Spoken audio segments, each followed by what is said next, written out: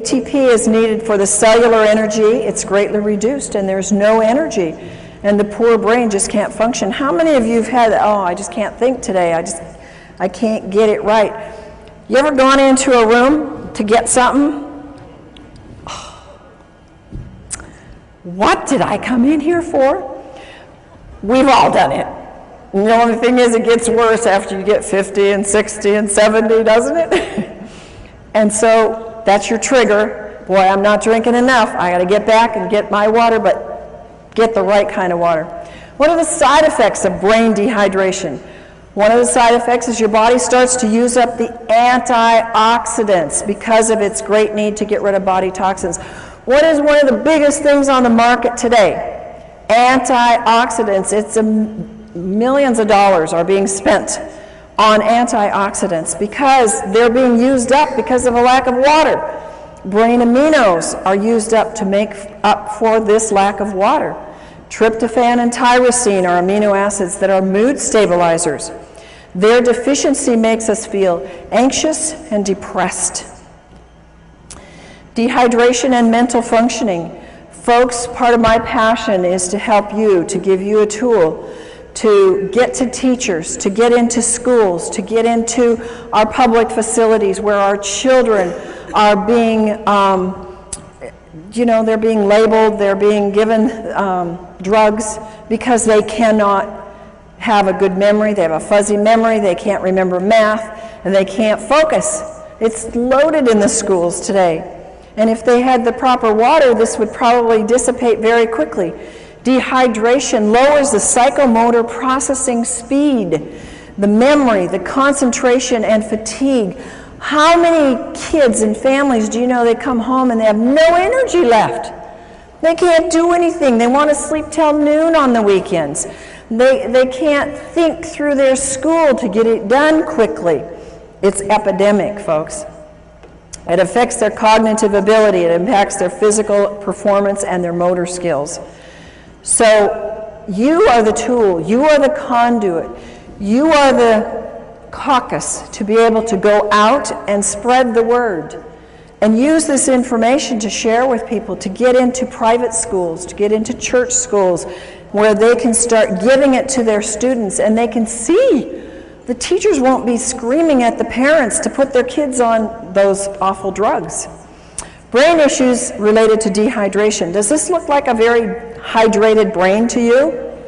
It doesn't to me. This is a real picture of a brain, and it's got a problem.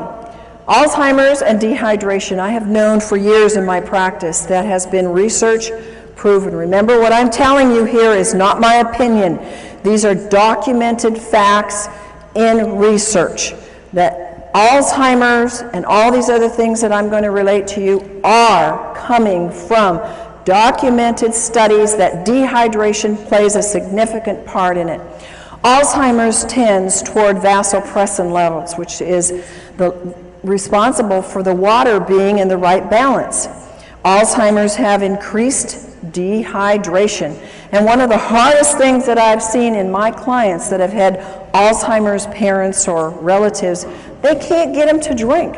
Once they're past a certain level, it's very, very hard to get them to ingest the water. So what I say is, if you can only get a little bit of water in people, for heaven's sakes, get the right kind of water in the people so that it's hydrating water.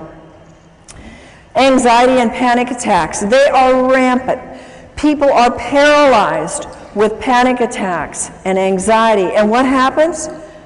They don't have water. They've got their cup of coffee next to them on the road. They got their coffee in the morning, or they've got their soda at work. Sweating and nauseous, shortness of breath, dizziness, lightheadedness, unsteady and fearful. These are all signs of dehydration and anxiety and panic attacks. This is something that when families deal with anorexia and bulimia, if they would know how important hydration is, they could probably save a lot of money and a lot of stress. I've dealt with families with this problem. How many of you have ever known anybody with this problem? It's very serious, and it's very life-threatening. And they have severe dieting issues. They have little or no intake of fluids. They starve themselves, they binge, they vomit, they lose their appetite, they have anxiety, sleep disturbance, fatigue, lack of well-being, depression, irritation. All of those are brain problems. All of those are brain dehydration. Comas. I'm dealing with several people right now in comas, and I've found every single one of them is like 1 or 2 or 3 or 4% hydrated in their brain. They're barely hanging on, and they've been in these comas by God's grace for a long time.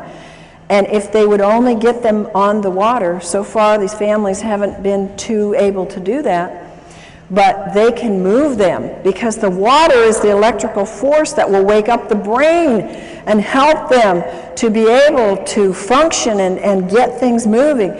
It can, comas, see, the brain and the body shuts down, and when the body is so dehydrated, well, we think because they had a brain accident and they got it hit on the head that that they can't come out of that coma because of that. Folks, I'm telling you, they can't come out because their body doesn't have enough energy in the brain or in the body to do the connections to get it to wake up. In an advanced terminal cases, dehydration is a very important factor. And hydration is a key factor in coma and delirium. It's very important that you use microclustered, ionized, alkaline water to quickly and efficiently hydrate the brain. Bipolar. It's a very serious issue. Some people have it very, very bad. Causes anxiety, depression, rapid mood changes, compulsions, loss of energy and irritation. And again, it's related in scientific studies to dehydration.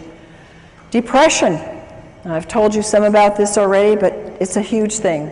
I think that we would see a major turnaround. It's one of the #1 drugs that's given out is kind of drugs for depression.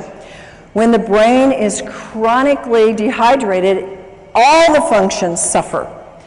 The brain needs tryptophan, an amino acid, to make the serotonin. You've heard of the drugs that create serotonin and help that to balance. Really doesn't balance them, makes them more dehydrated, which then makes melatonin, which helps them sleep and get rest so they can function in their day. The amount of serotonin made is dependent upon adequate what? Water in the brain, and the right kind of water. Moods. How many of you ever had moody kids? I had a moody husband and an angry husband, and he would not be upset with me telling you this because we fixed him and he's thrilled to be fixed. But he was a forceps baby, so he had some brain injury. And folks, by the way, all of these issues where they have more of a tendency when they get dehydrated, because not all of us, when we get dehydrated, go bipolar or go anorexic or go into depression. I believe there's plenty of evidence in the research to show us that they have an incident, shock or trauma or some kind of an event that has caused an injury in the brain. And in my husband's case, this was his forceps birth. So we put him through our brain programs and helped the circuits to reconnect, and he was doing so much better. But since he's been in water, he has seen even more improvement and more help. But there's one little time when we're driving long trips, and what is it with men that they don't like to drink? They got the easiest job in the world to stop anywhere, and women don't have that privilege in life. Well, my husband won't drink very much, on the road, and I'm guzzling and stopping all the way along, and he'll get real fussy when we're on trips, and I just say, "You're just dehydrated, honey." And he is. So it's associated with negative mood. When you see yourself getting grouchy and, others around you, it's because they are dehydrated. Multiple sclerosis. A big problem. It's very sad to see this. You can get well from multiple sclerosis, but it means many scars. And one of the causes of exacerbations is dehydration.